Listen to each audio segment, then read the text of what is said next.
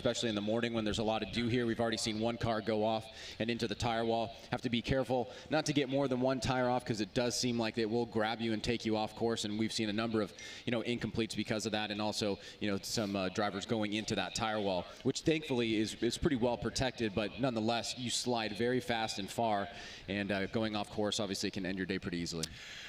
Pro 2, what do you think of the Pro 2 championship? How it's sized up? I mean, 16 drivers in the top 16, obviously, but we had quite a few drivers, about 30 show up here, and the caliber of driving has grown tremendously. I think so. I think this is probably the best Pro 2 season, Pro 2 class that we've seen in some time, and a lot of the guys are doing a great job, not only with their programs, but also thinking about what they need to do on any given weekend competitively to come out here and appease the judges and also compete against their fellow competitors. So as we start this kind of non-traditional opening ceremonies that we would typically have, we'll have a truncated version to get these guys out here, introduce you to them, and then we'll get right into the head-to-head matchups. All right, so our drivers making their way through the track here, and as you said, Ryan, normally we'd have a kind of a driver's ceremony, but given yesterday's cut short, so it's an abbreviated opening ceremony. But as the drivers come into view here, we're going to be seeing Riley Sexsmith. He is our #1 qualifier in that NV Auto Toyota 86. He's got a 2JZ under the hood. Riley Sexsmith. Next up, that is Dustin Miles. Dustin Miles in that Annex Electric Company S13. Jonathan Hurst, who really put it down. He had a 0 on his first run and then threw down a solid qualifying run. Next up, Alec Robbins. He's from Minnesota. You got Brody Goebel rocking the maple leaf on the door. Brody Goebel in that S15. You got Ula Yeager, Human Rahimi in new Mass Motorsports powered 350Z. Dylan Hughes, D. Hughes looks a little excited there. Sebastian Gauthier, a very aggressive, fast driver in that high-vis orange vehicle.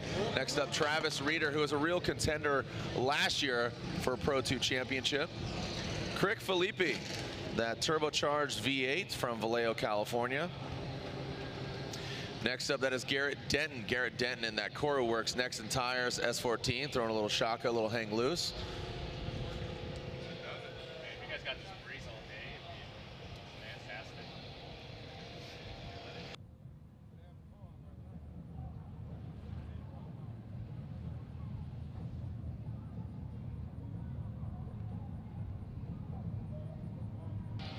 All right, so some drivers were missing up here is Ryan Literal. I know he had some issues yesterday and got his car working this morning, but now it seems that he's not running. Andrew Haitley as well, Andy Haitley, and Josh Robinson. Ryan talked about a vehicle going into the wall, and that was Josh Robinson. Also Andrew Lewis, not seeing Andrew Lewis out here, haven't seen him. So a few drivers. Don't know where's Andrew Lewis. Looking for Mr. Lewis.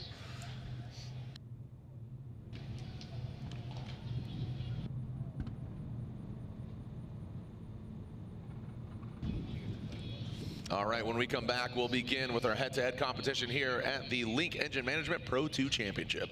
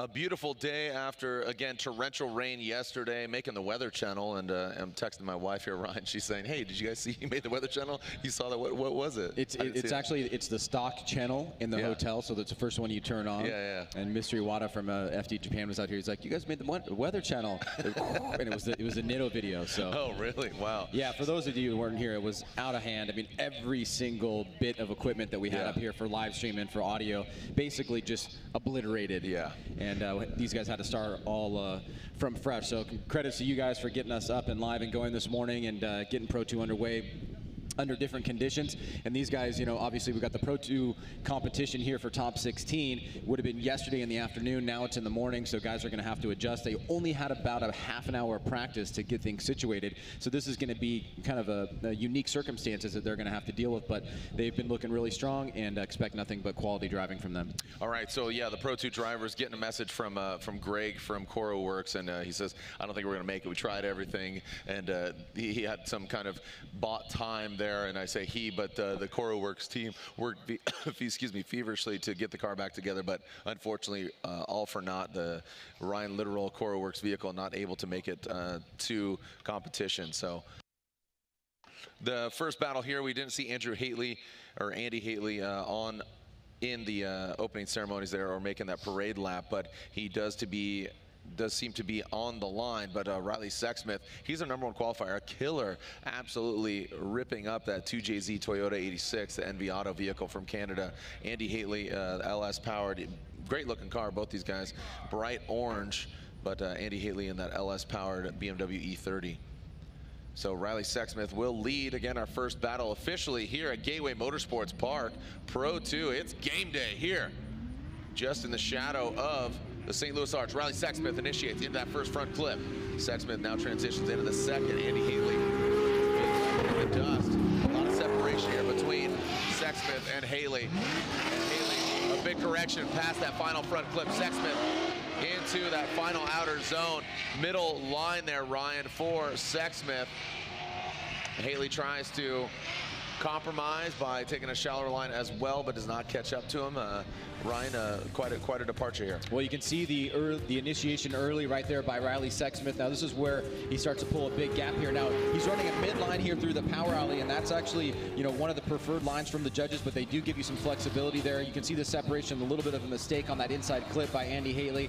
Haley starting to close the door towards this outside zone by taking a tighter line, which you definitely probably want to do strategically, but it will come at a cost, trying to keep the proximity as close as possible. And now they'll switch things up as Haley will go to the lead and Riley Sexsmith will chase him down. Andy Haley, the driver we've seen just in different iterations in a 350Z back in the day, and now here in Pro 2, and he's been really working on that E30 and that BMW. Ryan mentioned it yesterday. Being debuted in Forza Motorsports, a very unique vehicle and a unique build, but the brand new Forza update, the Forza official. So a lot of vehicles from, there's a whole Formula Drift pack in the video game, so it's rad to see a lot of the vehicles up for selection to play within the game. So now Andy Haley will lead, Riley Sexsmith will give chase. There's a great photo of Sexsmith as well yesterday, getting rained on. Did you see that one? I did, shirtless and you know, having a good time with it. Yeah, I mean, there's probably 6 inches of standing water in a lot of places here. It was gnarly, man. It was so gnarly, and it just hit like, just went from 0 to 100. All right, speaking of 0 to 100, Andy Haley around that first front clip. Sexsmith really needs to gain some ground here, so almost alternating positions as Haley passed that final front clip. And Haley with a wide swing there. Nice job by Andy Haley. Ryan, you know, this is Pro 2, and sometimes these vehicles have quite a disparity, or by by comparison, a different horsepower range. Is this something we're going to see? Is this going to be a trend here, this gap? Well, I don't think this should have happened here. I think Sexsmith just didn't get a good jump. You could see the gap was established and he wasn't able to overcome it. Clearly on the previous run, he had established a gap on Andy Haley. Haley had that mistake at that final inside clip, but Haley was able to close the door even though he had a much tighter line on that final right-hand sweeper. Sexsmith, on the other hand, was really not in play here, which was very surprising given the car. And so you got to wonder what happened there at the start line. And you know, very well may be that this is a run that just really no clear winner. All right, so the judges requesting another replay here. Yeah, Sexsmith, just a very, as you said, not a good jump. And in that chase position, remember, you can jump the line in order to compensate for any disparity of horsepower or speed that you potentially think might happen or initiation. But Sexsmith not utilizing that, leaving early, and actually left a little late. But good job there by Mr. Andy Haley there out front. And the results are in, Ryan. Slide him left for Haley, slide him right for Sexsmith. So Ryan, Andy, and Brian are three judges. Ryan says one more time. Andy says Riley Sexsmith, and Brian says one more time. So they're going at it again. So this is a one more time battle. They are going at it again. And Ryan, I hope a lot of the spotters and other drivers are watching, because this is a good opportunity to really see that, you know, you're going to see some gap here, because this is a very fast track.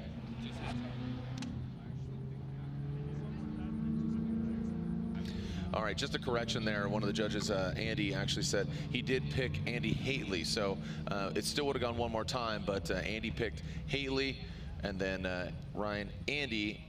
So Ryan said one more time, Andy said Haley, Brian said Sexsmith. So yeah. So no, one more times, and then a Haley. No. I know, but Andy just told me. Andy was the one.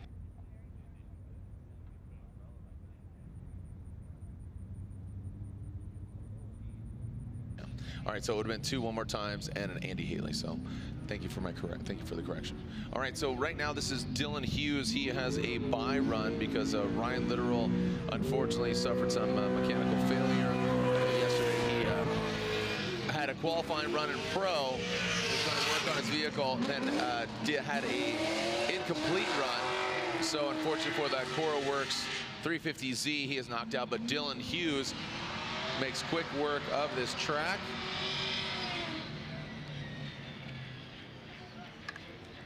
And Dylan Hughes will advance on into the top 16 without having to do battle. That's his bye run.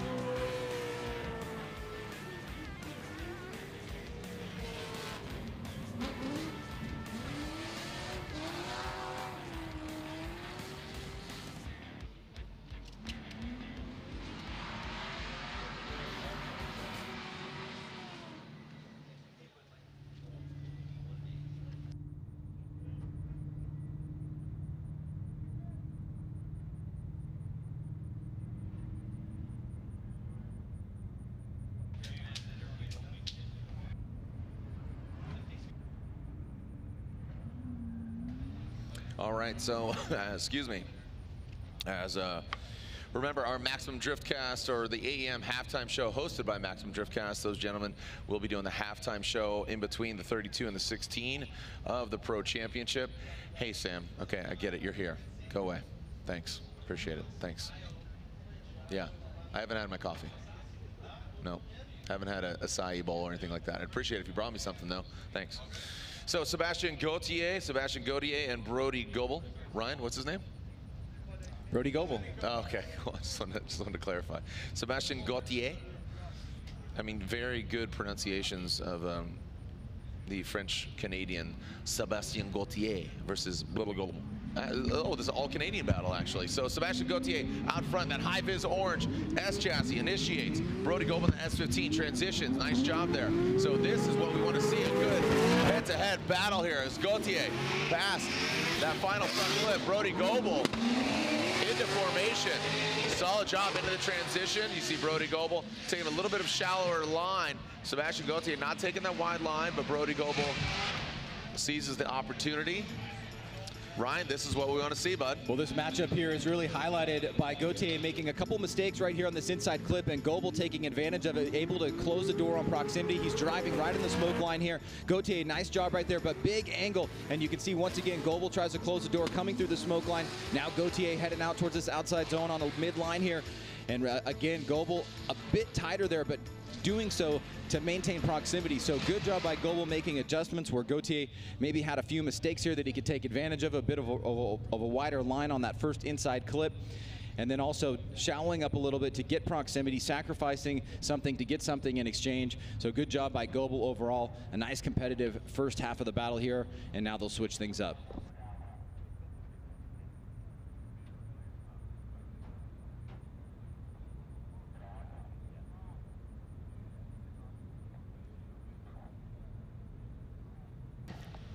Brody Goebel now out front.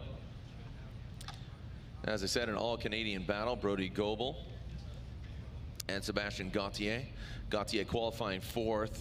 Brody Goebel qualifying 13th.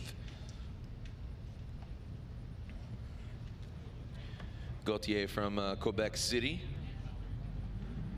as Brody Goebel comes to us from Vancouver. So West Coast versus East Coast. Goebel out front, initiates. Sebastian Gautier in tow. Goebel putting the car in the boxes. Gautier losing some ground.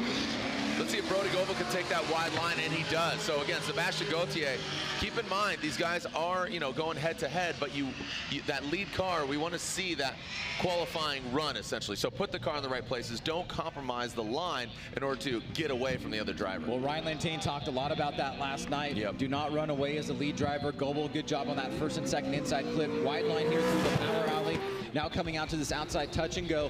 Hits it right there a little bit wide on that first inside clip. It really was the momentum that he was carrying, but he is able to circle back around and stay pretty deep into the zone. Meanwhile, for the majority of the run, Sebastian Gautier really wasn't playing an effective role in the chase position. And when you look at how Goebel was able to chase him down, he kept good proximity, he made adjustments where he needed to, and it looked like he had better overall command.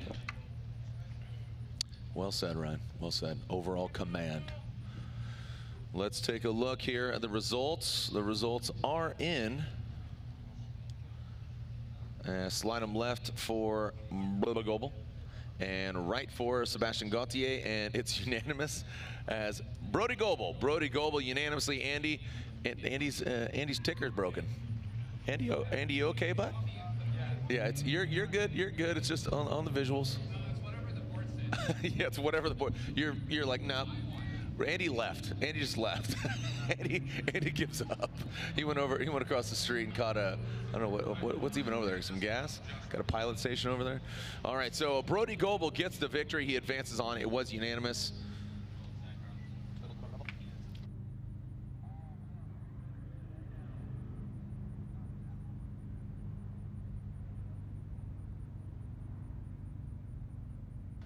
Next up, Dustin Miles versus Josh Robinson is a no-show. So unfortunately, the Robo-Roo, the robot kangaroo, Holden Commodore Ute from Perth, Australia,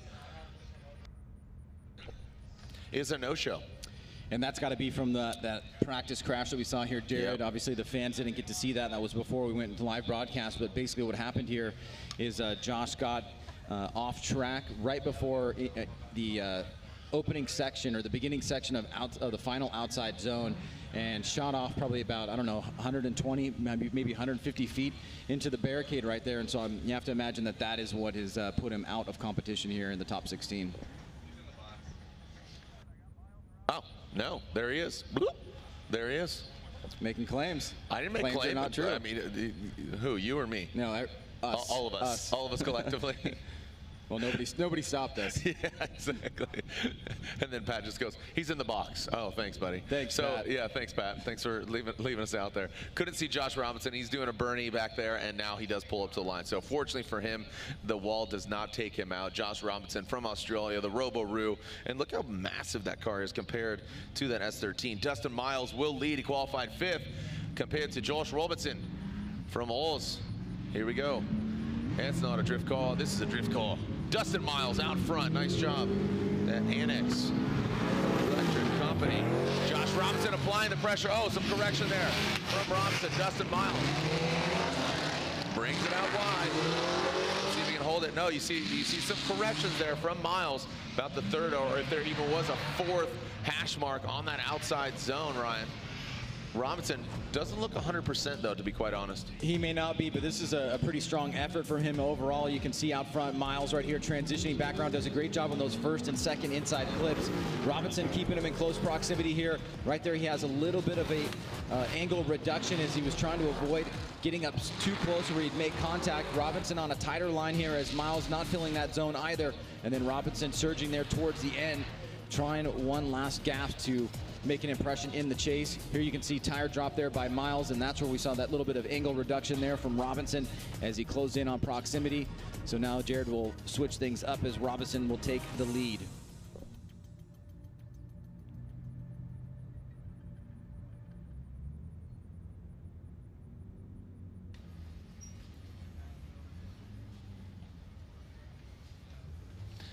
Josh Robinson now out front. Not just yet, but Sweet ears, bro.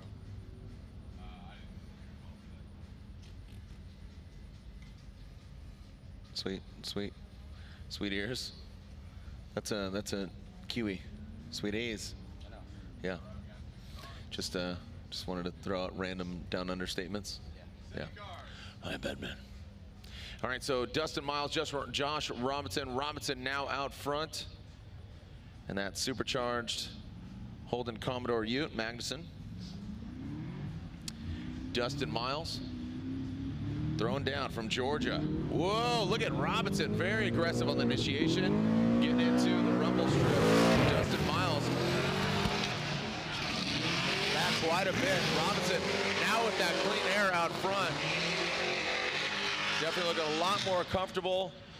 Similar line to that of Miles when he was out front.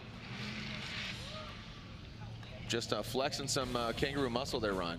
Well, obviously the most noticeable thing at first pass was the separation here, the lack of proximity from Dustin Miles. Let's see if Robinson took advantage at all and cut the course. It looks like he's doing a pretty good job here. Gets out to that touch and go.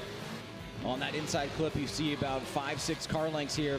He tries to push out wide. He stays kind of like on a mid-high line here as he cuts down into that final inside clip as Miles tries to bring up the back end here and close the door. Here it is from initiation.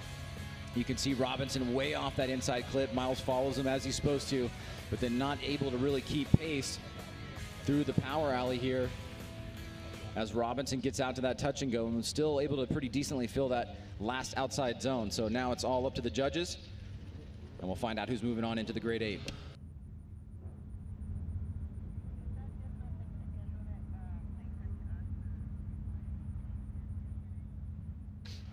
Okay, results are in here for our drivers. Robinson and Miles. Slide them left for Robinson. G'day, mate. Or is it going to be good boy, mate? For Robinson. Slide them right for Dustin Miles.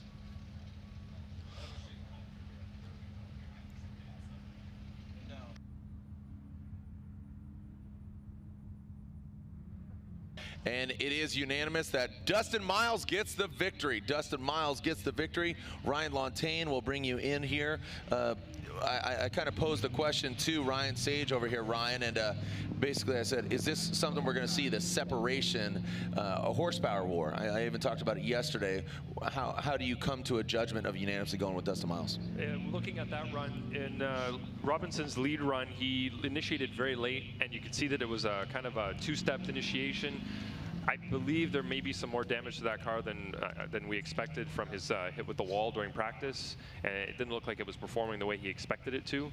So when he tried to initiate there, the car didn't initiate the way he wanted it to. He had to try again. When he did, he was late, missed inside clip 1 through big angle, slowed down, and at that point I think it choked up Miles, and he didn't really have an opportunity to properly chase.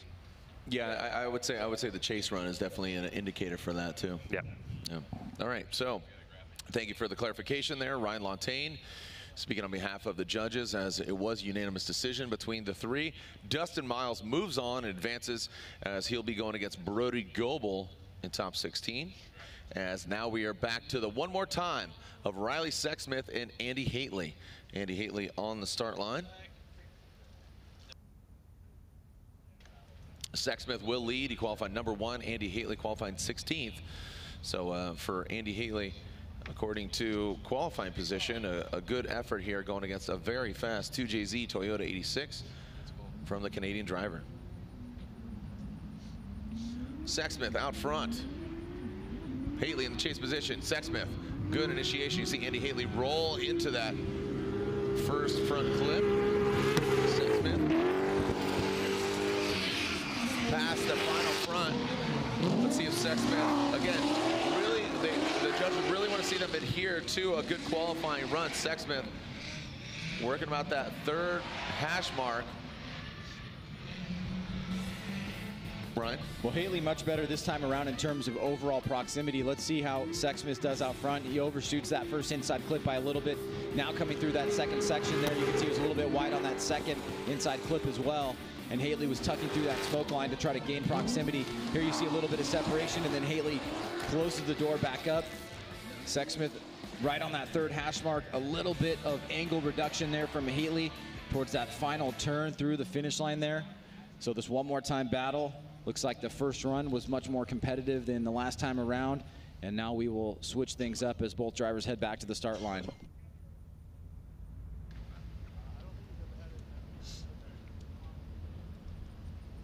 All right, Andy Haitley will now lead Sexsmith.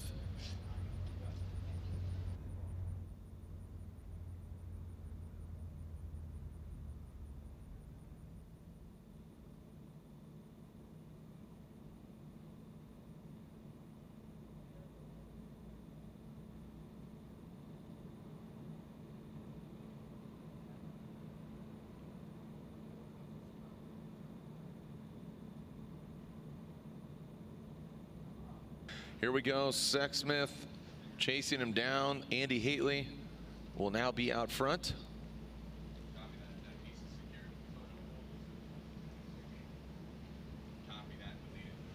And who is advancing on to go against Dylan Hughes? Dylan Hughes waiting in the wings to find out who he's going to be going against. Will it be our #1 qualifier, Sexsmith, or Andy Haitley?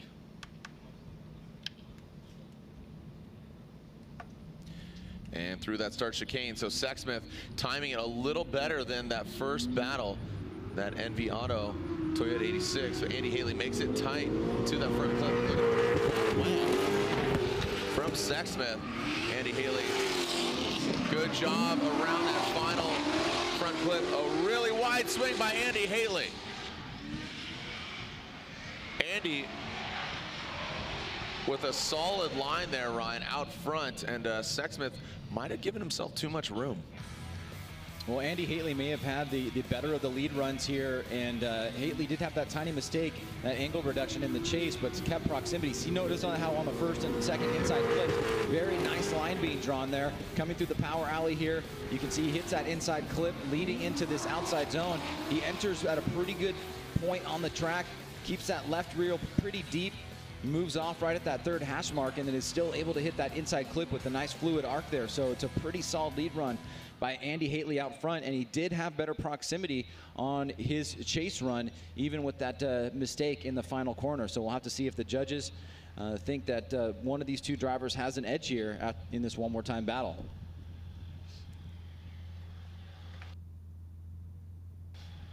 All right, results are coming in here. And all right, so as slide him left for Haitley, slide him right for Sexsmith, our #1 qualifier. Oh, look at this. Ryan says Andy Haitley. Andy says Andy Haitley. And Brian says Andy Haitley gets the win. Haitley gets the win, taking down our #1 qualifier. And I completely agree. Let's go to you, Lantain, if you could throw your headset on there. Andy Haitley, you sided with Andy. Yeah, he's doing a much better job in the lead position. He hit all his marks for the most part. He was deeper in outside zone 1, did a good job on the inside clips at the beginning. He did a great job through the touch and go to inside clip 3, maybe a little bit low on angle through inside clip 3, but overall did a really good job of hitting his marks in the lead position, whereas Riley, who was qualified first, did a really good job of doing that yesterday, missed pretty much everything today in the lead position. He's off the inside clips. He was off the inside clip in front of us here, inside clip 3. He was off way inside on outside zone 1. So not doing what he's supposed to in the lead. Well, just to add to that, just here over here in the spotter, he told our official the gearbox broke. So Riley Sexsmith, so he had no 4th gear. Okay. So that would explain quite a bit. There we go. Why Sexsmith's difference there to Andy Haley. Andy stoked? I think he's pretty happy. Yeah. Yeah. Judging by the revving he was doing over there. Yeah. I think he's pretty happy. Quit being so Canadian, Ryan. You only I think he is elated at this juncture. I'm messing with you. I love you, Ryan. And all he does, my goodness. Ryan Sage got a serious case of the sniffles and the sneezes over here, bud. All right, next up, Jonathan Hurst versus Crick Philippi. Jonathan out front. Jonathan put down a solid 2nd run to better his incomplete on his qualifying run. Crick Philippi and that turbocharged V8 really applying the pressure. Nice job by Crick and Hurst. Lontaine, if I could grab you, Ryan, if I could grab you for a moment, Lontaine, if I could grab you for a moment. Yeah, Ryan, I'm over here. And you put on your headset there real quick. You know, just for all the drivers, Pro and Pro 2, you really want that lead car to. I feel like these guys are compromising that last outside clipping zone. Yeah, and if you look at where the lead car is right now on the replay, you can see he's way inside, but the chase car is actually mimicking him and doing exactly what the lead car is doing, even though he's way offline. So we always talk about that in the drivers' meeting. We say if the lead car, if they're offline, if they're going in a spot they're not supposed to, stick to them. Show us that you can actually follow them, even if they're offline in an awkward area. And in this case, Philippi's doing just that. It's really a really good job, but clearly a misstep there by the lead driver. All right, so again, want to get some clarification there as the lead car is to adhere to the judging criteria. Don't forego that outside zone to get away from that chase driver. You want to put the car in the right places as far as both front clipping points, which are very obvious, but that outside sweeper, it's not a drag race. It's all about that initiation, fluidity, commitment, line and angle. So now Crick will be out front. And that turbocharged S chassis. We already have 4 drivers in the Great 8. And looks like we do have a restart here from Crick and Hurst. Restart, lead car, jump the light. Lead car jumping the light. Crick getting a little too eager beaver there. What's up with your dad, buddy? Philippi, what's going on? Your dad a little too hyped. Crick's son is a spotter. As Crick pulls back up to the gates, that will be a strike 1 against him. This is where we adopt traditional stick and ball rules. 3 strikes and you're out. Philippi and Hurst.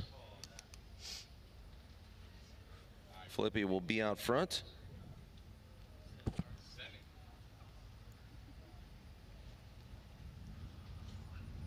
And looks like the lights are on and they are extinguished. We got a clean start here. Hurst, I think, giving himself quite a bit of room here.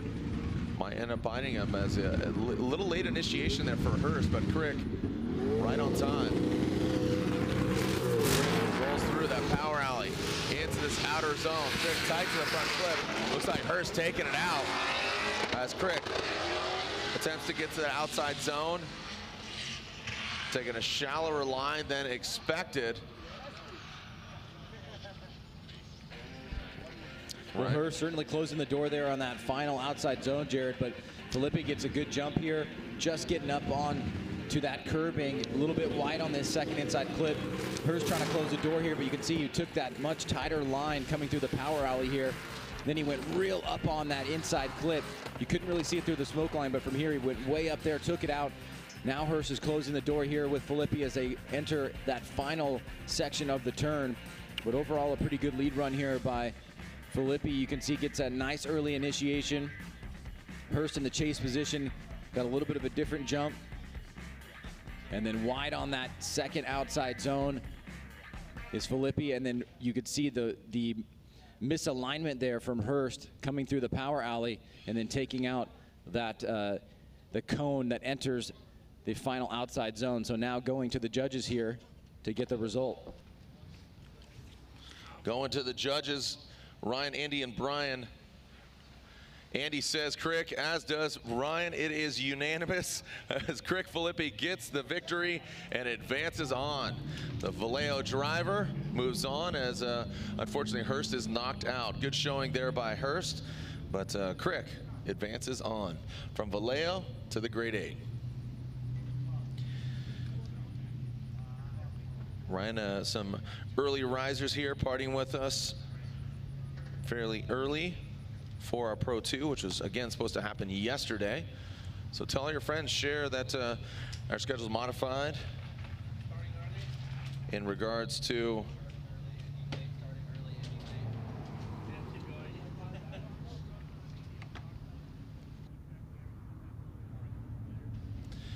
take a look at the Formula Drift Facebook and Instagram and social media. Let everybody know what's going on.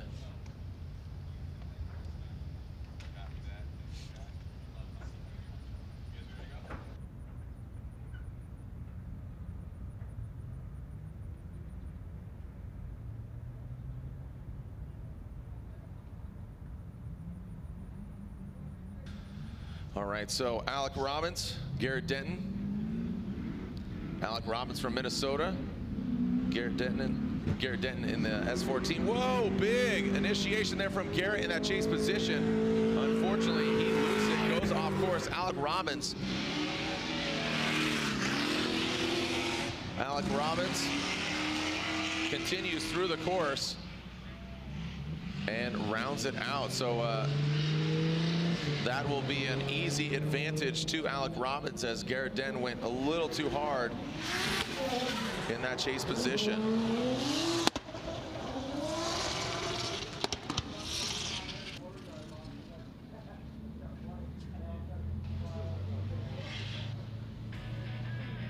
Let's take a look at this here. Jared Denton coming through a big angle there, and you can see just not able to sustain the front end, washes out. And we see the remainder of this run needing to be completed. And he's able to do that, so it'll be an advantage here for Robbins. Let's take a look and see if we can get a better look at what happened here. You can see big angle, almost like he was coming up very fast, and then had to pull out of it there. From at least first pass, it does look like a mistake from Denton in the chase position.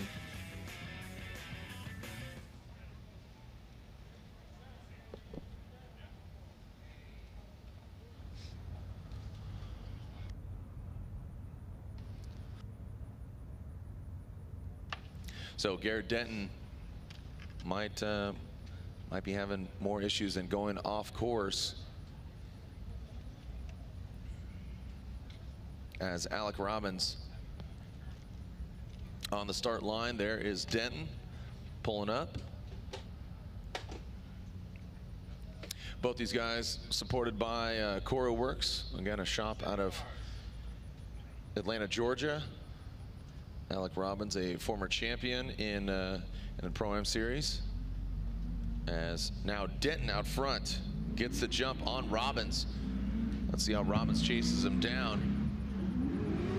As Denton, that major mistake on that first run. Robbins almost falls out of drift there around that second front. Now that final front flip. And Denton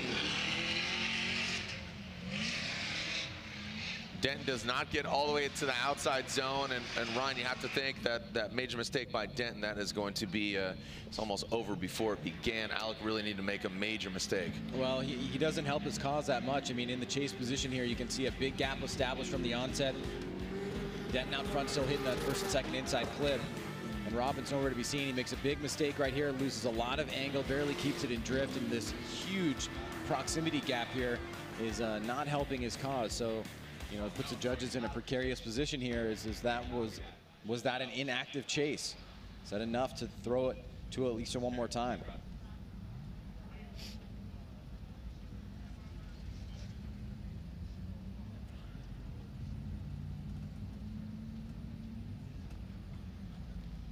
And the drivers awaiting the judge's verdict.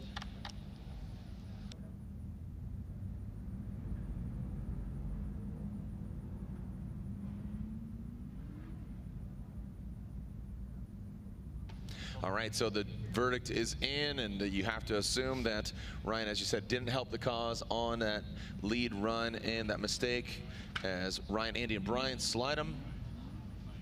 Right, for Alec Robbins, it's unanimous. Alec Robbins gets the victory and advances on. We already have 6 drivers into the grade 8, 2 more battles left in the top 16. We're gonna be seeing a lot of battles here. It's the top, what would it be, 32 plus 16, 40, it's the great 48. It's the great 48 here. Pat Gooden shaking his head. You don't like that joke? What are you doing up here? What are you're not in a spot for anybody. I feel like Andy all of a sudden. It's okay. Your spot for everybody. Eyes on the prize. Ula Yeager, Travis Reeder. This should be a fun one to watch here, Ryan. Ula Yeager, who came into this round overall points leader. He won at the first round of the Pro 2 Championship. And Travis Reeder, who was a contender for the 2017 Pro 2 Championship, a very aggressive driver. Ula Yeager will be leading. Ula qualified 3rd. Travis Reeder barely qualifying into the top 16 in 14th. Ula Yeager very fast. Travis Reeder trying to gain some ground. Let's see if Ula brings it to the outside zone. You can see Yeager about midline, about 3rd hash mark. Reeder now gaining some ground, a bit more angle there from Reeder actually in the chase position. Ryan, an interesting battle here for these two. I'd call them contenders for the championship. Well, yeah, as you said, Reeder yesterday, or in qualifying, almost not making it in, and then coming through the last minute there, getting that position through these 1st and 2nd inside clips. You can see Yeager was tight on the 1st one, a little bit wide on the 2nd one. A little bit of reduction of angle there from Reeder as he tries to close the door. Yeager comes in a midline here. I'd like to see him shoot out wider. You can see a little bit less angle here from Reeder. And then as he comes up, he angles up right here, almost gets choked up through the finish line there as he tries to close the door on Ula Yeager through that final right-hand sweeper.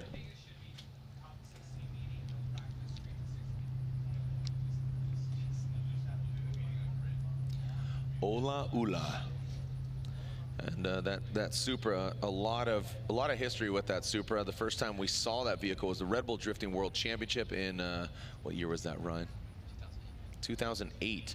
And Frederick Osbo, who went on to be a former champion now, and is a real contender for a championship even this year. But that vehicle was debuted. It's lovingly called Chucky after the movie Child's Play. A lot of stitches, but still comes back to life. So really living up to that name, Ula Yeager's Japan Auto Toyota Supra. Travis Reeder in that V8-powered S chassis from the Pacific Northwest. Reeder will now lead Yeager in the chase.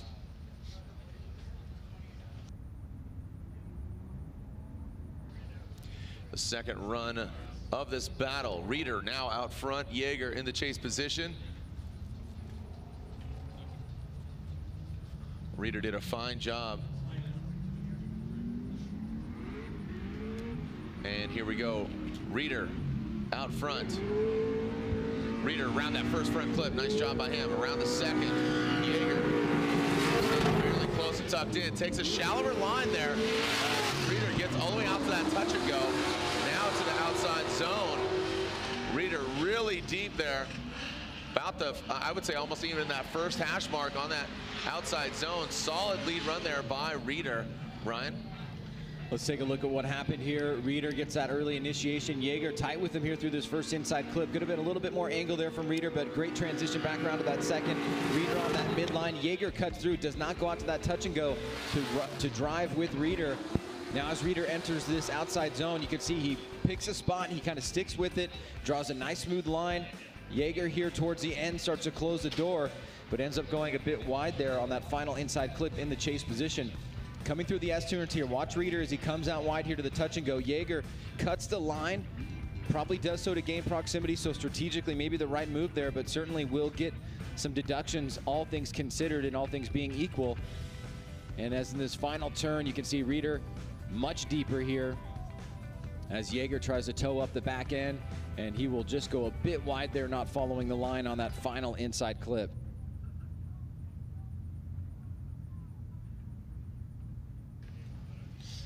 Reeder and Jaeger awaiting the outcome of this battle. Reeder with the checkered doors.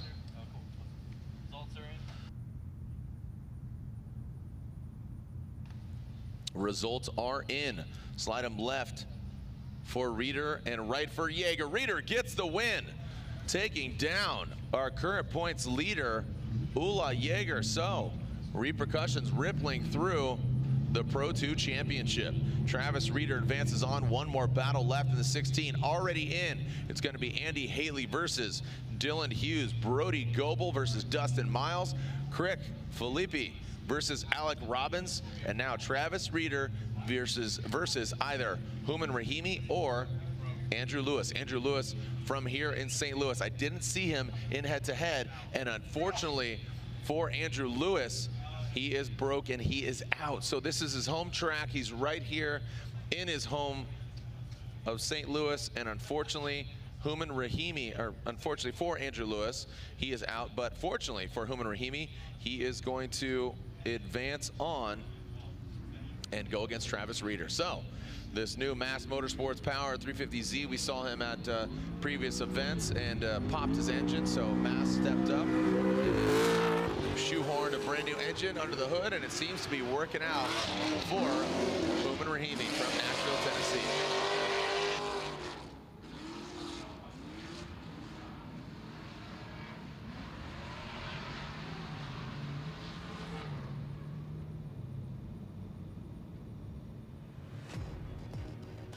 So Rahimi taking his practice run here, doubling as an opportunity to show that the vehicle is mechanically sound and also get one more run out there in the lead. So good job by him, get a nice pass, and he'll take that easy path right into the Great 8. All right, our Grade 8 is set. We'll take a short commercial break. When we come back, our Grade 8 of the Link Engine Management Pro 2 Championship. Again, just a short break. We'll be right back with more head-to-head action here at Gateway Motorsports Park.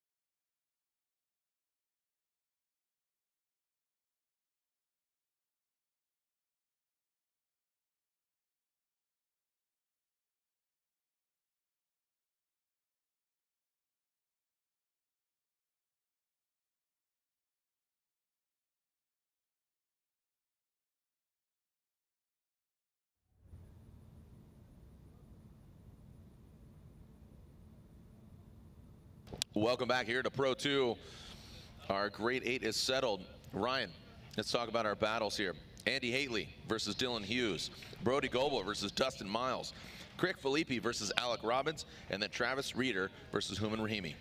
Well, Andy Haley looked phenomenal against Riley Sexsmith. We heard Riley had a malfunction, but Haley really took advantage of opportunities that were given to him. Dylan Hughes, we know he's a battler. He has not seen competition in head-to-head matchups because of Ryan Littrell going out. That's going to be an awesome matchup. We saw Brody Goebel really lay down a solid chase run going up against Sebastian Gauthier. He got himself right into the grade 8, and Miles here was able to take out Josh Robinson. This right here, I think Goebel has a little bit of an advantage in terms of car build. We'll see how Miles can adapt to it.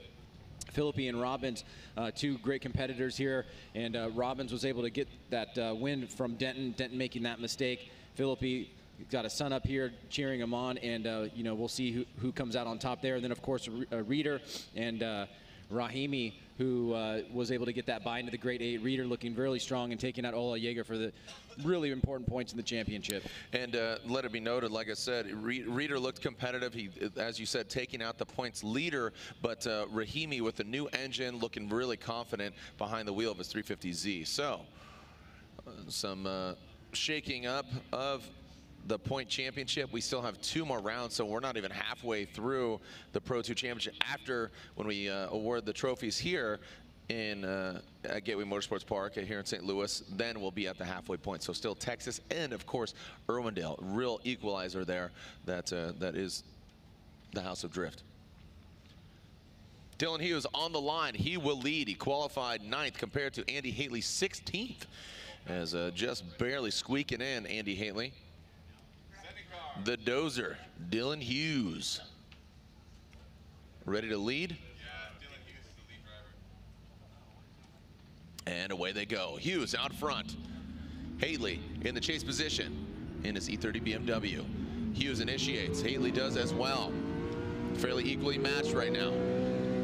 Hughes a wide swing around the second front clip. All the way out to the touch and go both the drivers past that final front clip.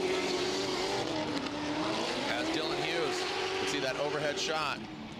Goes to the outside zone. Andy Haley not getting all the way out there. Ryan, that could be an issue in the judge's eyes. Well, Ryan Lantain said the best bit of advice I can give you in competition is to run as close to a 100-point lead run as possible, because it makes it really hard for the chase driver to match and do the same thing. We see Dylan Hughes kind of doing that out front. He's a little bit wide on that second inside clip, but notice the fluidity, the commitment, and how deep he stays into this zone here. Haley does a pretty good job keeping him at least in close distance, but he does cut the line here to try to gain proximity towards the end, and then Hughes is a little bit off that, that final inside clip. Watch how Hughes uses the entirety of the course. He has great angle here on that outside touch and go, swings through that inside clip, and then see how he's eyeing up where he wants to enter into this final right-hand sweeper. He gets that left rear wheel pretty deep into that zone, right between the second and third hash mark. He does overshoot it a little bit, but you can see how Haley got caught up there as he was trying to close the door by taking a little bit of a tighter line. So good start here between these two competitors, as now Andy Haley will go to the lead and Dylan Hughes will chase him down.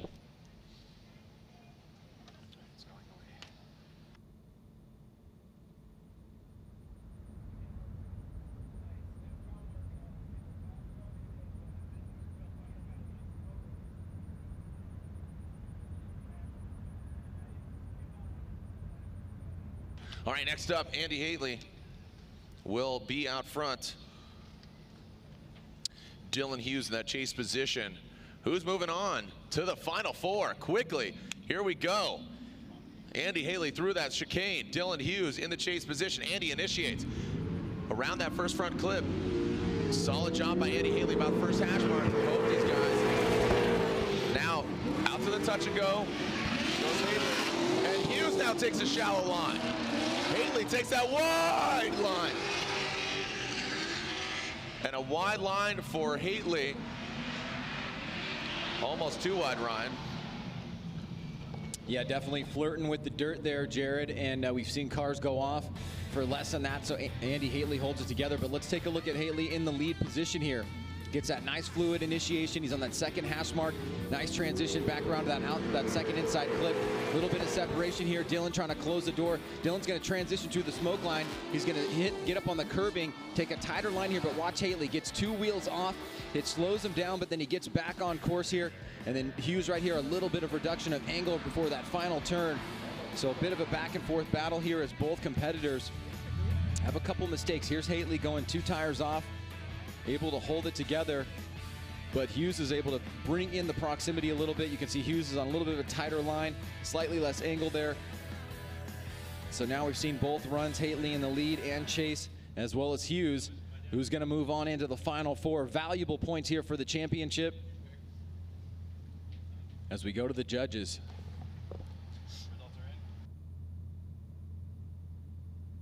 All right, slide him left for Haley or right for Dylan Hughes. All right, so Ryan, oh, look at this. It's a one more time battle. So Ryan says Dylan Hughes, but the other 2 drivers say OMT. Ryan, I'll bring you in here, but you were outnumbered. One more time. You said Dylan Hughes. Yeah, that happens. Yeah, I just thought Dylan Hughes did a better job in the lead and chase position. So I thought it was cleaner, tighter through the right sections of the track. Haley had the 2 tire off and outside zone 1. Yes, Hughes had a little bit of a flub going in the chase position there, going out there, but it's the angle from Haley that I don't like, the lack of angle in a lot of key areas. Yeah. Yeah. But you were outnumbered, so it doesn't matter what you really. think. I really doesn't the matter. Down to the other judges. I'm joking. It doesn't matter what you think. What's that from? That's the Brahma Bull, The Rock. Oh, okay. Oh, yeah, you're right. I love The Rock. Michael Cole. I'd like to meet The Rock. I think The Rock and I could be good friends. Nah. No? You're a jabroni.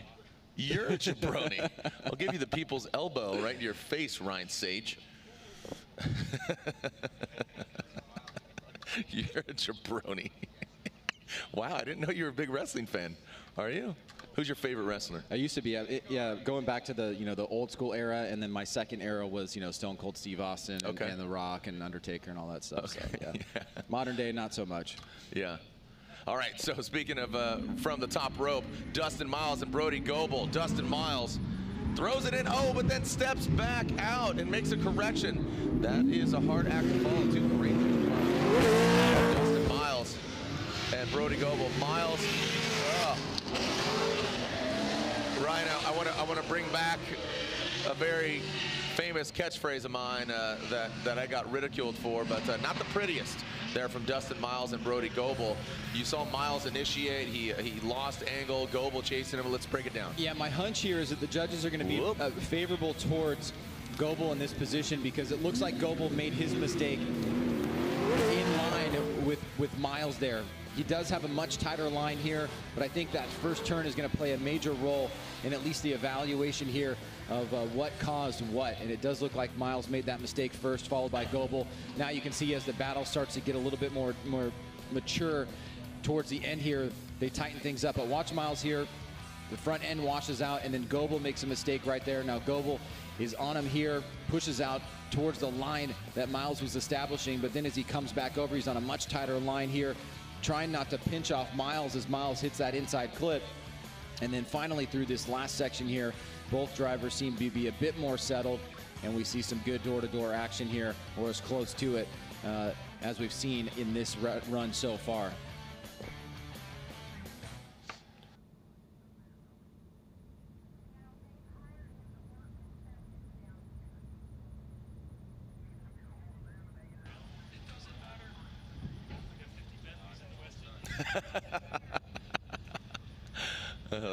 That was a good video. I'd have to say like Coco Beware. That was kind of my era. Superfly Jimmy Snuka. And Junkyard Jeff. That was my favorite too. Here we go. So Brody Goebel out front. Oh, now look, he's made some mistakes. Oh boy, what? Goebel had a big opportunity here to carpe diem, but did not. So both these guys, what just happened there, Ryan? These guys just blacked out there on both the first front clips. Well, you can see that Brody Goble's got a really fast and well-built car underneath him, but he doesn't help his cause here. On initiation, he comes in very tight, that inside clip, and you can see the front end kind of slides out up on the curbing. Now, once he gets established here, he pulls a huge gap here on Dustin Miles, and Miles is not really playing much of a role. So the judges are going to have to take a look at that first initiation point into that inside clip to see how much of this separation was due to that. I think there's maybe a little bit, but you can certainly tell that the vehicle that Brody Goble is driving is a very powerful and grippy machine, but he did slow up quite a bit there on that first inside clip, and we'll have to see how much the judges put in terms of the weighting for the mistake that led to Miles having this huge differential in proximity.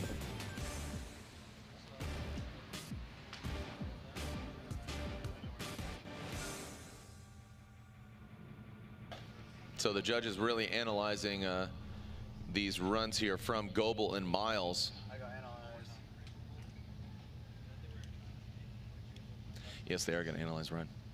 And it looks like it's unanimous. One more time from these guys as well, or from the judges for these guys, Miles and Goble, and rightfully so. Come on, guys, tidy it up. Big opportunity there. I'm really surprised that that Goble had the major mistake out front and did not seize that opportunity between him and Miles.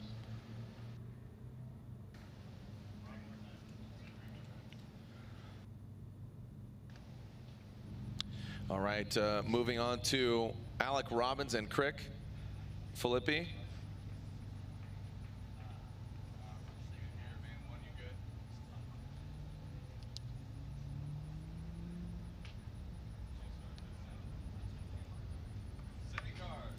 Sending cars here for Alec Robbins. He will be out front. Alec Robbins qualifying 7th, Crick qualifying 15th. Alec ready to throw down. Alec into that first front clip. Past it. Gets it clean from Robbins. Philippi in that chase position. Crick being left in the dust. Alec Robbins growing a tail here. Takes a very shallow line. Crick keeping a consistent distance between him and Robbins, but would like to see him closer. We'll take a look here from the straight. You can see a gap being established as Robbins heads through that inside clip a little bit late. Nice transition there, gets that second hash mark, really accelerating through the power alley, and does get out there. Gets a little bit of a dirt drop, and you can see Philippi just having a tough time keeping proximity overall, but a tighter line here from Robbins, so not helping his cause in the lead run on that heavily weighted outside zone in the final turn there. Don't want to see the lead drivers try to run away. Ryan Lantain talked a lot about in the drivers meeting that the lead driver really needs to adhere to all of the criteria, especially that final outside zone where it's really apparent when you're cutting the line. So we will switch things up now.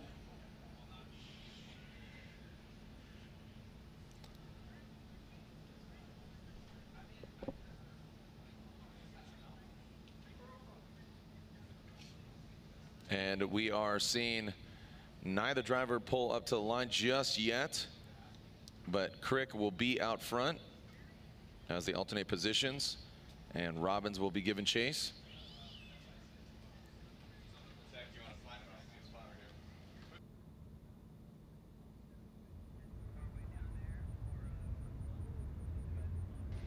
All right, so we're seeing Crick pull to the line, and Alec Robbins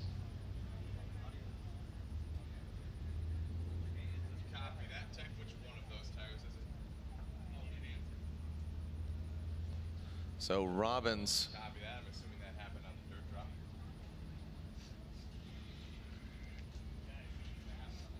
You got a flat. So Robbins has a, we are hearing from the officials on the start line that Robbins has a flat, and with that, he basically has to forfeit that run. I would have to assume. We're getting the official here, Ryan. No? He could call a competition timeout. if it's due to damage, Yeah. he could call a competition timeout, and then they would allow the other competitor to change the rears, is what we've seen in the past. But if it has debeated because of low tire pressure, then he would have a problem.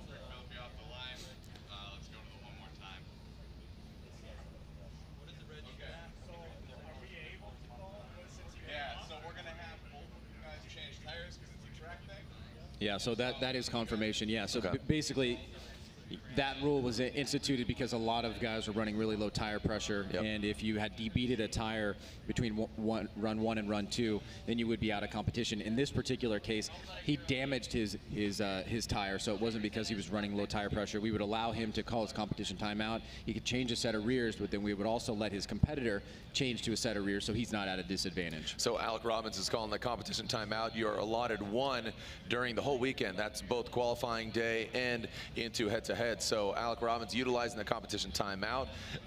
He will change out his tire, and as will Crick Philippi. He'll get a fresh set of, if he chooses to do so, he'll get a fresh set of rears as well. So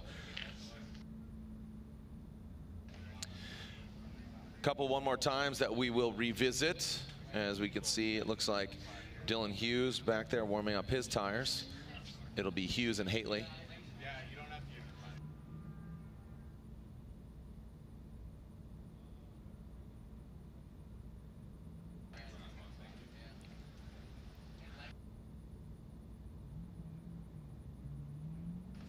Dylan Hughes pulls to the line. And Andy Haley warming up his tires.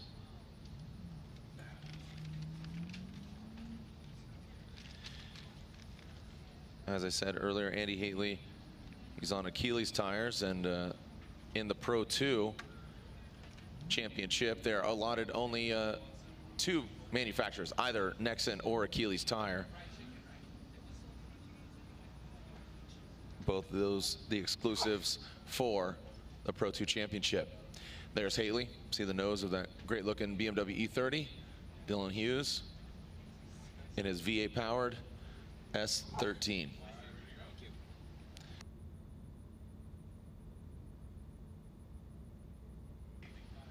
And Hughes will be out front in this one more time battle. Dylan Hughes only doing battle with Haley so far today. He advanced on here into the grade 8, having not had to do battle with Ryan Literal. Around that first front clip goes Hughes. Hughes with another wide swing. That's what he did in the first one. Haley actually getting up on the rumble strip. Now into that final front clip. Through the power alley, Dylan Hughes works his way to the outside zone. Hughes about the second hash mark. Haley tucks into that smoke trail. Much more competitive battle here second time around. Jared, let's take a look. Dylan Hughes rolls into that first inside clip, does a great job there on line. Nice smooth transition back around. Haley a little bit tighter on his inside clip. Haley on that midline as Hughes goes out wide to that touch and go. Now Haley closing the door, but goes up on the curbing there on that final inside clip. Hughes enters that outside zone pretty deep. Haley following him on a pretty good line and trying to gain proximity here towards the end. So very competitive battle here. Hughes with a solid lead run, giving Haley something that he can try to better or match on his lead run. And you can see Hughes here does a great job on this final outside zone. Nice consistent line. Hits that second and third hash mark there. And the exit to that outside zone and still stays tight to that final inside clip. So switching things up now, Andy Haley going to the lead, Dylan Hughes going to the chase. Haley now out front getting the fresh air.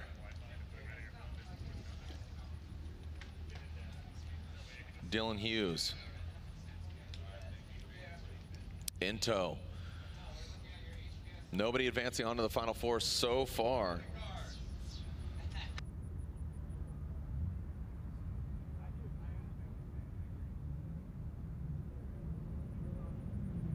And here goes Haley. Out front, Hughes quickly getting to the backside of Haley. Ooh, Andy with a really wide swing around the first clip, but then tightens it up around the second. into the final clip. Dylan Hughes, you see him lunging forward. Andy did a good job. Almost too good of a job on that first lead run. And now Andy shortens it up. About the third hash mark for Andy Haley. Ryan, let's look at it again for Hughes and Haley. Hughes may have had the better of the two leads. Haley had a pretty good chase, but you can see Haley way off that first inside clip. Better there on that second midline here through the touch and go. Hughes surging forward as Haley hits that inside clip. Shoots out wide here. Hughes trying to close the door, but Haley does a great job not running away. He does come up off that final zone a bit earlier than Hughes did in his lead run. Let's take a look at this again from initiation.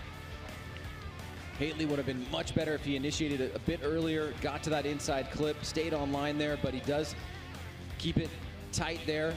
He makes a little bit of adjustment with the front wheels as Hughes tries to close the door, try to minimize that angle loss coming through that final third inside clip. So good competitive battle here between these guys. See if one driver has enough to move the scales in his direction. Slide him left for Haley and right for Dylan Hughes. Dylan Hughes gets the victory and advances on to the final four. Dylan Hughes comes into this round second in points, and with Ula Yeager out, that could definitely shake things up in the point standings. Dylan Hughes qualifying 9th. So we'll see as Dylan Hughes the first to enter the final four.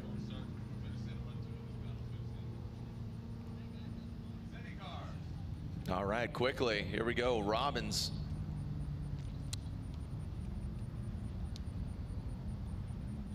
This is Robbins and Crick Philippi. Crick out front. Now remember, this is a tire change. This is the halfway through. Oh, and Crick, a major mistake there out front. You see him get into the rubber Crick now. So that is hard to chase for Alec Robbins. So like I said, Ryan, this is the second half of this battle. Crick standing on it. You could hear him. Sounded like a truck right there. Both those guys rolling through, but Ryan, walk us through it again. Well, you can see the curbing, how much of a role it plays if you get up there too high. Philippi gets up there and you can see the front end washes out. And that curbing goes up about 6 to 8 inches, and it's not easy to deal with. And if Philippi does just not get a great start from the onset and gives Robbins a huge advantage and possibly the win from that first turn, because he did lose angle quite a bit there. The front end washed out. But let's go back, Jared, and take a look at the first run here. Robbins in the lead position. Philippi trying to chase him down. You can see Robbins at least lead the lead. Much better here. That gap established. Big angle there by Robbins. Now he was not really doing what he should be doing in this final outside zone. But if you look at that first run, lead to lead, it does seem to be better overall for Robbins. Yeah, unfortunately for Crick, that major mistake there, that could be all she wrote for Crick.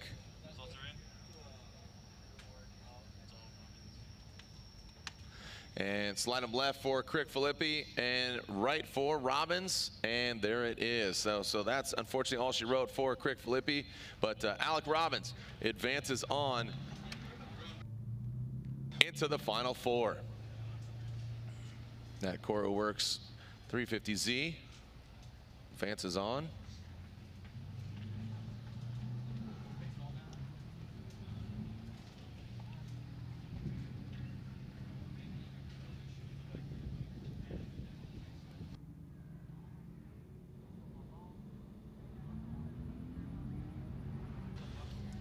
All right, we should be revisiting that of Goebel and Miles, and looks like that's exactly what we're doing. Miles already on the start line. This is the one more time battle. Dylan Hughes waits to find out who he's going against, either Miles, who will be leading, or Brody Goebel from Canada in that chase position.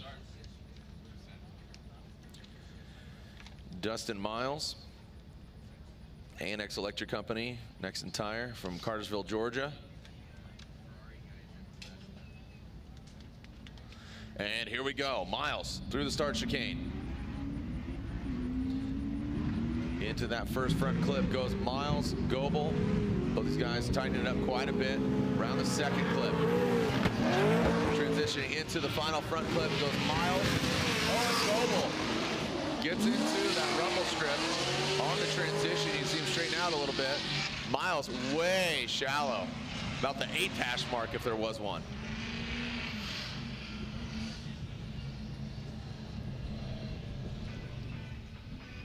So Dustin, Miles, Brody Goebel, one more time battle. Miles out front in the lead position here. Second hash mark through that first inside clip. Nice transition there. Goebel with them. Coming through the power alley as they reach out to this touch and go. Diving in on the inside right there is Goebel. He gets up on to the curving and causes a little bit of a mistake there as he comes tight, but Miles out front, very shallow here on that final outside zone.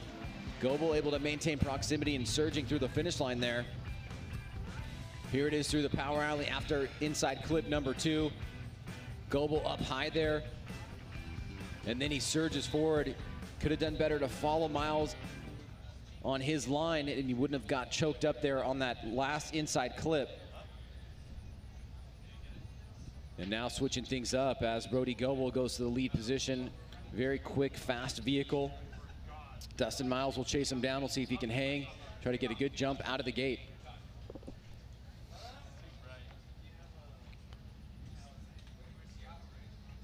Brody Goebel will now take the lead.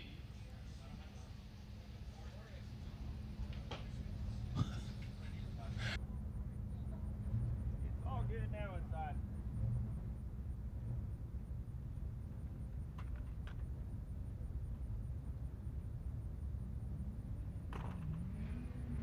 Here we go, Goebel out front. Dustin Miles in the chase position. Goebel initiates quickly, big angle there. Just barely glances that Black Magic front clip. And Dustin Miles in the chase position. Struggle bus for Dustin Miles. But Brody Goebel looks like he is going to advance on. Dustin Miles straightened out, and he does not round out the rest of the run. It looks like Goebel will advance on, Ryan, unofficially. Yeah, and it was incomplete, way far behind Goebel, so no factor from Goebel really playing a role here. Goebel, not the greatest lead run out front, but Miles really doesn't give himself a fighting chance. As you can see right there on that outside touch and go, he goes off course, bumper comes off, and he decides to shut it down, so he's unable to finish the run. Goebel at this point does need to finish. He does that without it incomplete. Let's take a look at it here. Coming through the power alley, Goebel transitions from a wide line over to the power alley side of the outside zone, the outside touch and go, and then 4 wheels off there for Dustin Miles. Let's go to the judges, Goebel and Miles. And you have to assume, there it is. Let's make it official. Brody Goebel advances on. Goebel versus Hughes in the final 4. And Alec Robbins waits to find out who he's going against, either Travis Reeder or Human Rahimi. Travis Reeder taking out our points leader, Ula Yeager. And Human Rahimi with that brand new Mass Motorsports engine under the hood of his Nissan Z. Z for you Europeans. And, oh, you understand me now? Nissan 350Z? Zed's dead, baby.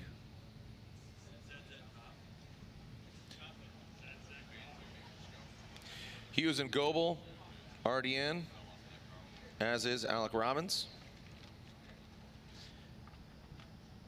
Goebel qualifying 13th, Alec Robbins qualifying 7th.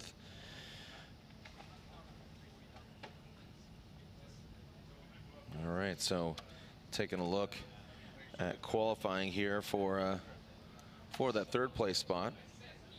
Human Rahimi, the highest qualifier, still in it, but he has to get past Travis Reeder, who qualified 14th. Just barely made it in. We have a top 16 in Pro 2, as opposed to 32 in the Pro Championship.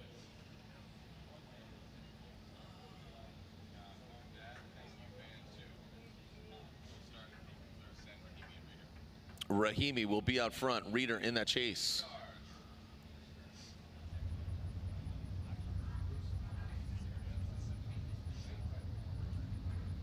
And away they go, leaving the start line. Here comes Rahimi and Reeder. Reeder already making his presence felt. Rahimi, a wide swing around that first front clip, goes long. Reeder tightens it up. Reeder, kind of a late initiation there, gets into the dirt. Kind of a straight line around that final front clip. Rahimi shallows it up. Ryan, I got to tell you, Rahimi's line in the latter portion of the track wasn't the tightest, but Reeder did have a big mistake here. Well, Reeder started off pretty strong. Watch as he comes through the smoke line here. He's eyeing up his attack right here on Rahimi, but watch it coming through the power alley here. He's going to get off into the dirt, and then right there, he's going to straighten out, have to reinitiate to finish this last section of the course. Rahimi out front wasn't a perfect run, but he did not have an incomplete, and that does seem like an incomplete from Reeder.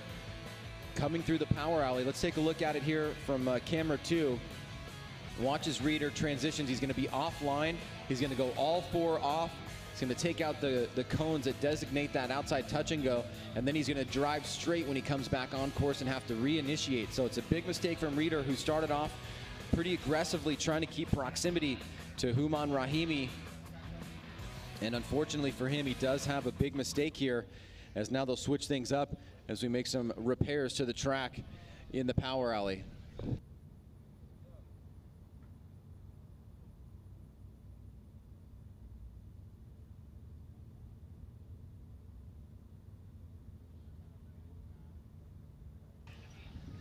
Reeder will now be out front. It's really going to come down to this second run and who is dominant. Reeder could really impressed the judges with a gangster lead run, and Rahimi, if he has a tidy chase run, the needle could go his way.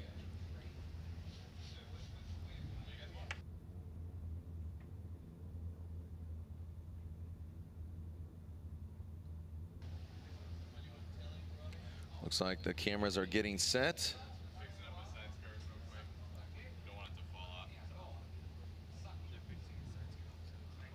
Okay, so doing some quick body work there to Reeder's car. His side skirt about to fall off.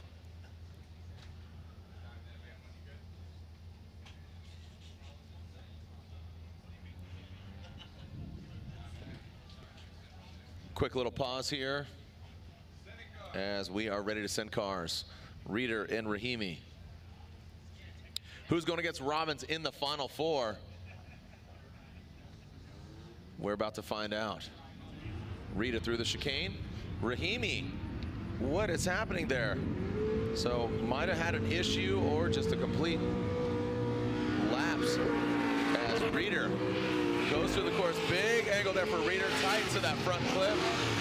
Now through the outside zone goes Reeder. Could have been a little deeper on the outside zone, but I got to tell you, Rahimi, right from the start, Ryan, like I said, could have had an issue or just a mental lapse. Yeah, not sure what the story is there, but just on going off of what we're seeing here, he gets an early jump out of the gate, but then he slows, almost like he's waiting for Reeder. Reeder is now accelerating, and then Houman has about 6 car lengths to catch up to. Now remember, I think Reeder is going to have an incomplete, so it's really going to be, you know, is this an inactive chase? But based on what we've seen from the other potential inactive chases in competition, I'm going to say no, but definitely not a good way to get a jump out of the gate there by Rahimi, assuming nothing else happened. Here's that first run.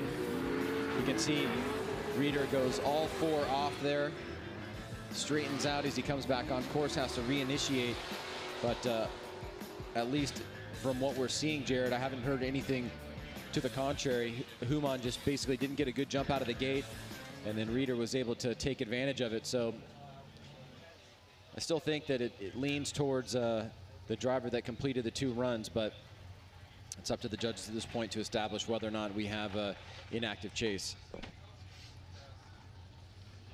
All right, results are in.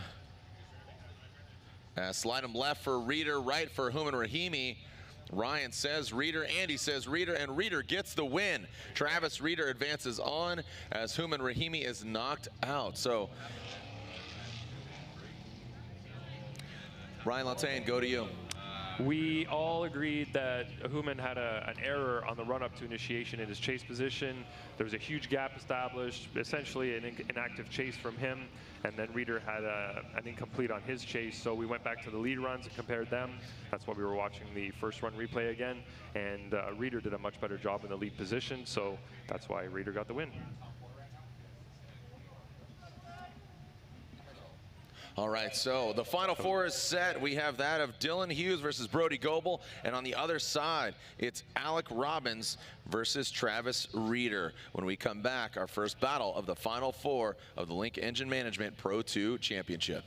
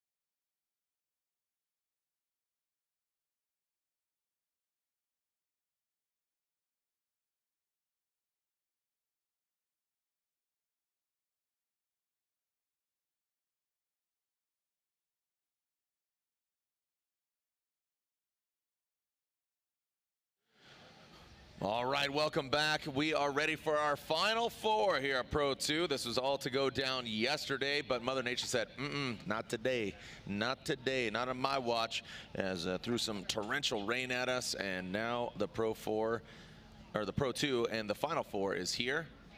Dylan Hughes will lead over Brody Goebel. Hughes qualifying 9th, Brody Goebel qualifying 13th. To get here, Dylan Hughes, he had a bye run, and he had to go through Andy Haley on a one more time battle, but Brody Goebel did fairly similar, but he had two battles. He had to go through Sebastian Gauthier, who was a real killer in qualifying, qualified 4th. Goebel then taking out Miles after a one more time battle.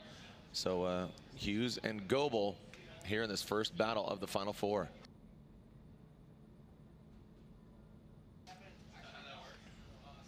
And there we see the dozer pulling up to the start line. Ryan, your assessment of the situation here, Hughes and Goebel, which way do you think the needle's going to go?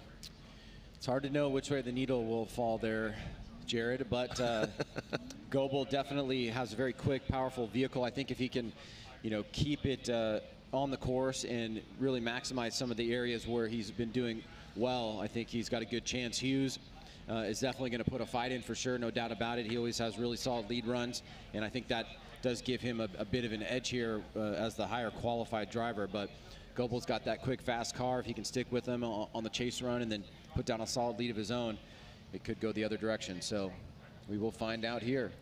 Hughes seems to be a little tidier. Goebel's having kind of lapsing on some just very simple simple clips. So you know, I think Dylan has a little bit of an advantage here, leading as opposed to Goebel giving chase on this first run. That's, I mean, that plays a big mental role as far as getting that clean air on that first run. Again, qualifying higher is Dylan Hughes, and he will lead.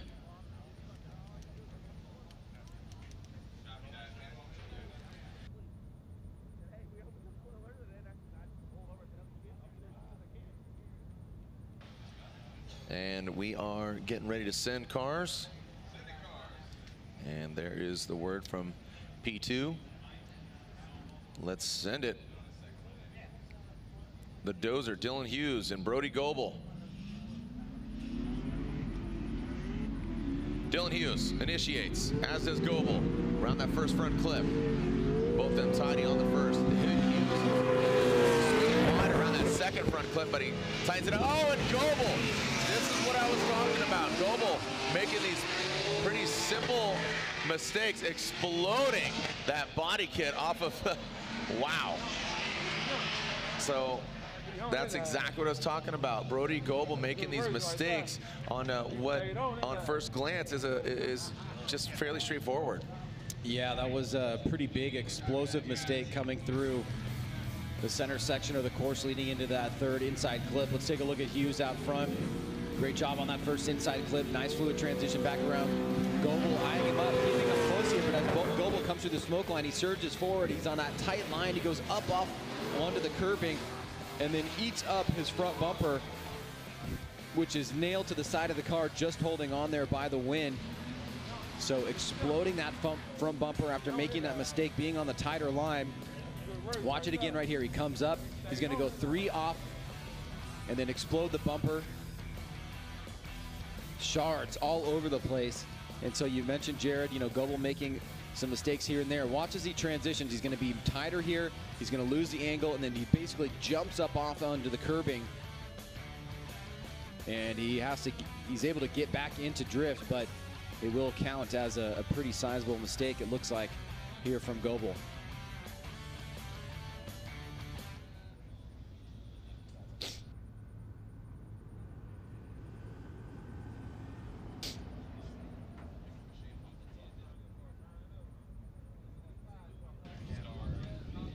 So there's quite a bit of Brody Goebel's body parts all over the track. That front bumper absolutely exploding.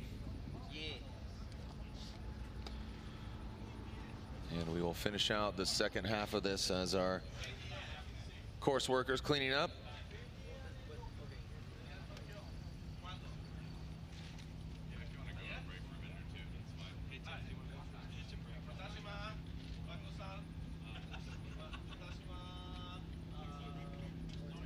All right, so we'll take a short break here. We'll clean up the course, and we'll be right back with the second half of this battle between Hughes and Goebel.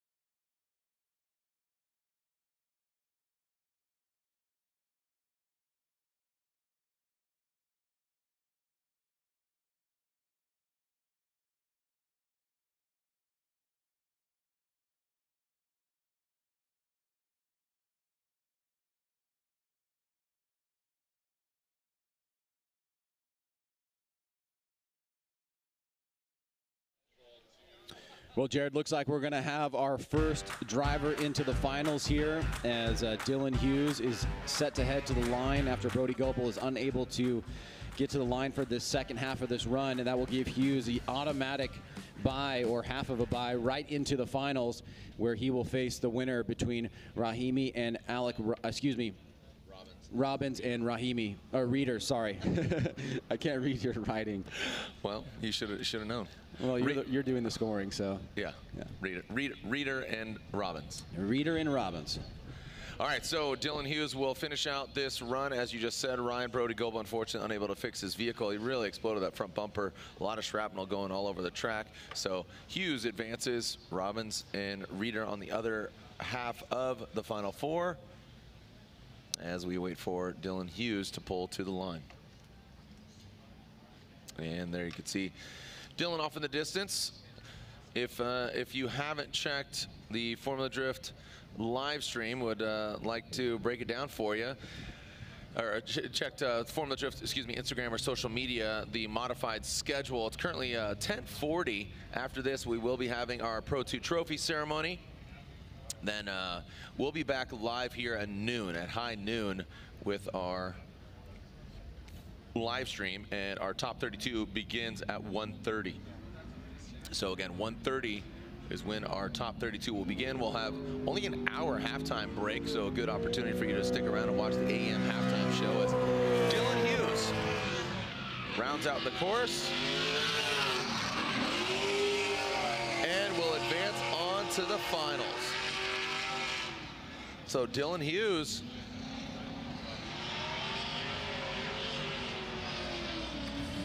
has had to do just a couple battles. He only had to do 2 battles against Haley in the One More Time battle, and now, unfortunately for Gopel, he knocks himself out. Question here is, the 2 good friends, Dylan Hughes and Travis Reader, are they going to go against each other in the finals, or is Alec Robbins going to get in the way, the driver from Minnesota, a former MDU champion?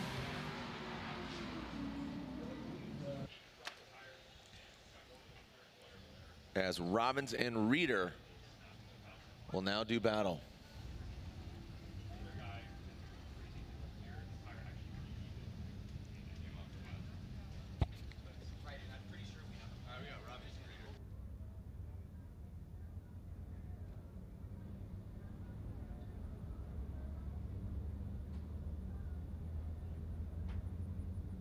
All right, as Robbins will lead, he qualified 7th. And Reader will give chase. So if Robbins wins, Brody Gopel will grab that 3rd place spot. If Reader gets the victory, Robbins will grab 3rd place.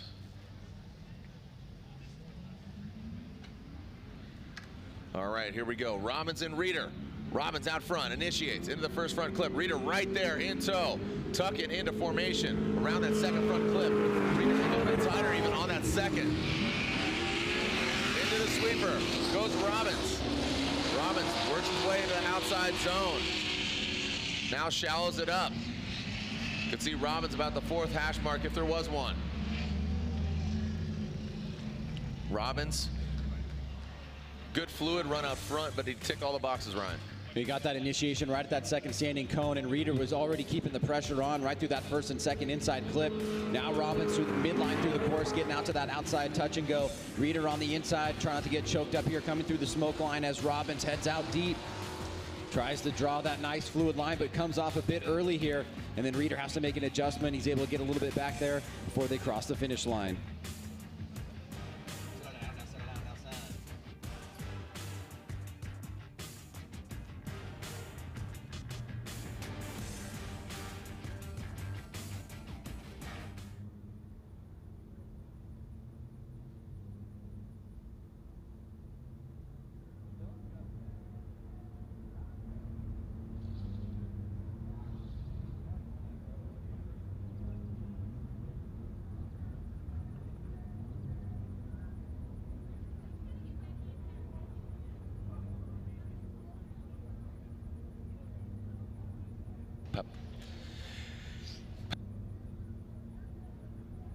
All right, so Reeder will be out front. Reeder, damn near killed her. As Travis Reeder will be out front, and Alec Robbins will give chase. Say hello, Mr. Robbins, son. Did it. Reeder or Robbins to go against Hughes in the finals here at the round 2 of the Link Engine Manager. Oh, look at this. Robbins, a slow trickle as Reeder initiates into the first clip, takes it, punts it. It's good. It's up between the uprights as Reeder and Robbins. Another separation here. And Reeder gets out to the outside zone. Robbins taking a shallower line. Ryan Robbins having some issues here in that chase position. Well, Reeder gets a great jump out of the gate, and you can see it does not bode well for Robbins. Reeder does a pretty good job, even though he goes up on the curbing and on that inside clip, but it's really Robbins who was not able to keep pace here. Now we want to watch the lead run from Reeder out front. Is he cutting the line anywhere? Is he trying to run away? No, he's not. He's still going pretty deep into most of the zones, hitting the inside clips, and he was even able to get on that second hash mark in his lead run where Robbins was not. He just got a really good jump out of the gate. He was tight on that first inside clip, a little bit too tight, but outside of that, he did a pretty decent job through the remainder of the course, doing what the judges are looking for here in terms of line.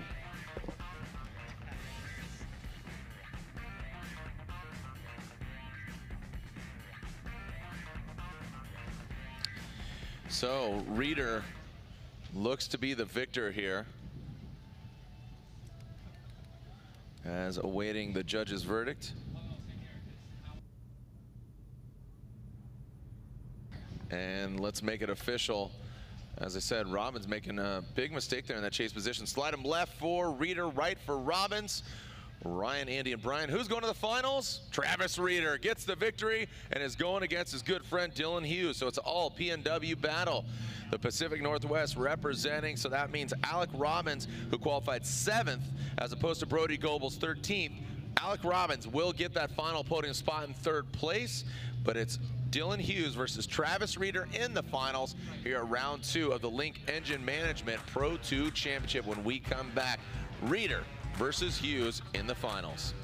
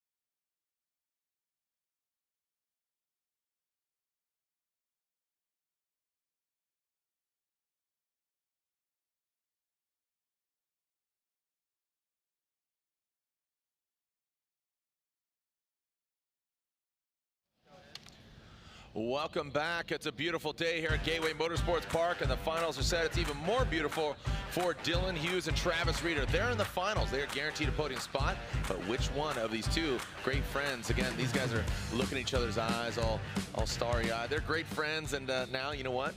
Gloves are off, bro. It's a street fight here on the streets of Gateway Motorsports Park. We're in the shadow just behind us in the judging stand. You can see the famous St. Louis Arch. We're technically in Madison, Illinois, but this is the gateway to the west. Great to be back here in the Midwest. Again, later on this afternoon, we'll begin Top 32. We'll be live on the live stream at noon, so you can see some practice, but technical head-to-head battles won't begin until 1:30. Well, here we go. Twin V8 S13s. One piloted by Dylan Hughes. He's in the gray. Advanced Auto Parts NOS energy drink. Next entire S13. Travis Reeder, he is in his other V8 S13, or the other vehicle, I should say. Dylan Hughes second in points coming in. Travis Reeder third. Who's going to take the jump and the lead in points as Ula Yeager was knocked out early. Travis Reeder punts that first front clip. Dylan Hughes into the final front clip. Here comes Hughes and Reeder. Reeder was going over the direction there around that final clip. Bright-eyed and bushy-tailed Dylan Hughes. The dozer past that final outside zone. Reeder right there riding shotgun with his best friend. We're buddies. Well, great start here to the finals. Dylan Hughes out front. Both drivers initiate right around the same time. Hughes nice and tight on that first inside clip. A little bit tighter there as Reeder has to make a bit of an adjustment here coming through the power alley. Reeder surges forward, loses a little bit of angle there as Hughes out front. Pretty consistent here, but keeping the proximity nice and tight here is Reeder through that final outside zone. Great job by Hughes filling it completely and still able to get on that third hash mark of that final inside clip. Here it is coming through that final inside clip into that outside zone. Good transition there by Hughes. Reeder keeping him pretty close here. And a great lead run overall by Hughes. Solid chase run by Reeder. Nothing.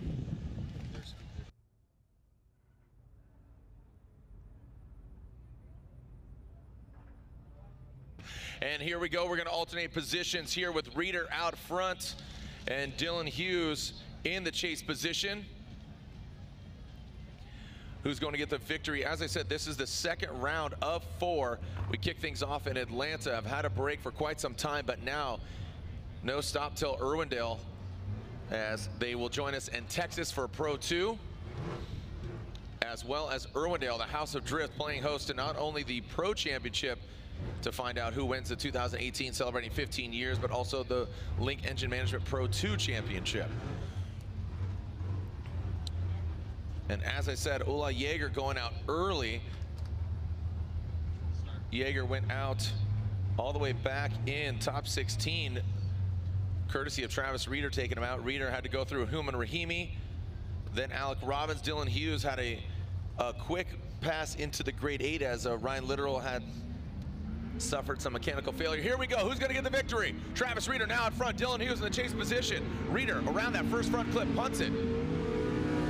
Around that second front clip, through the power alley, out to the touch and go goes Reeder. Dylan Hughes falling back quite a bit. See if Dylan Hughes can gain some ground here. Reeder to that outside zone. Reeder going all the way out there. Dylan Hughes kind of shortening it up there. A little shallow run there from Hughes. And across the finish line. Ryan, is there a standout victor here in your mind? Well, let's take a look here. Reeder in the lead, gets that early initiation. Hughes already on the door, a little bit tight there on that first inside clip. It's Reeder. Now you see the power and that separation here through the power alley. As Hughes notices it, tries to close the door, but he's still back a little bit of ways here. Now Reeder gets into this outside zone, stays pretty deep here, and gets right on that second hash mark. But then Hughes finally one final surge towards the end. Tries to close the door and keep the proximity close. So good back and forth battle here. Do we have a winner? If we do, we'll bring him down front. Who's it going to be? Hughes. Here it is side by side. It's always a great comparison here, Ryan.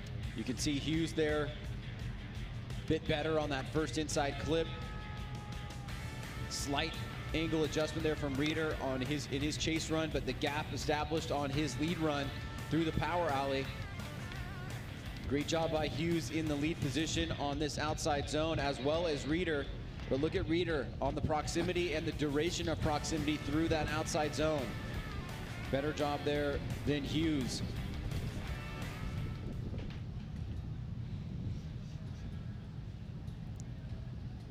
Hughes and Reeder awaiting.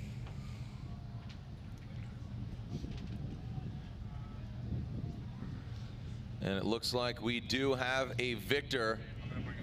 We do have a victor. It is not unanimous, but we'll bring them down to the track. We do have a winner. So it is 2-1. Neither of the judges saying one more time, but we do have a winner. We'll bring them down on track. So Alec Robbins will be third place.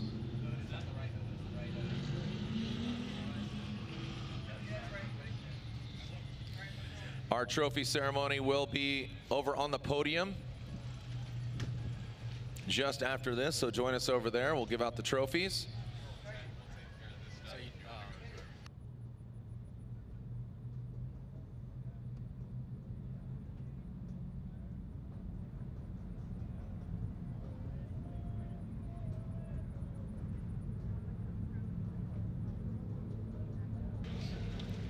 All right, so again, join us at the podium ceremony if you're here in the building. Otherwise, we'll see you for Top 32 live stream beginning at noon. And then 1:30, we'll begin Top 32 in the Pro Championship.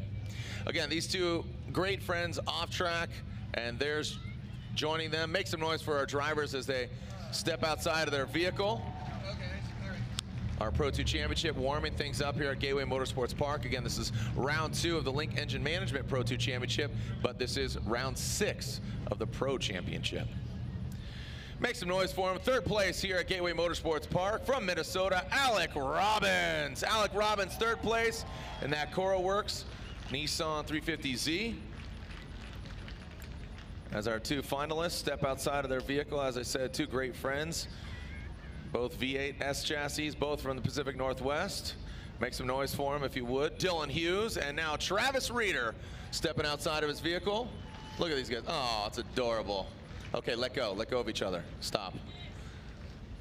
No kissing, no kissing.